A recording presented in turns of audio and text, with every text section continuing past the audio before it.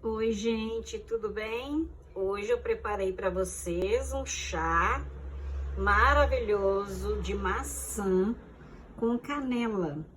É excelente para quem está tossindo. Se você está tossindo aí, está com uma gripe forte, faz esse chá à tarde, à noite, que é maravilhoso. Gente, olha como é fácil. Você pega uma xícara de água,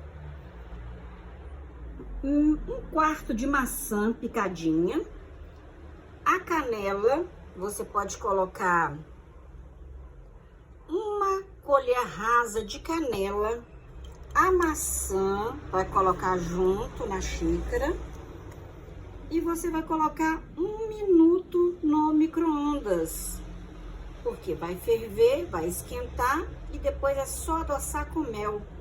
Gente, esse chá é maravilhoso.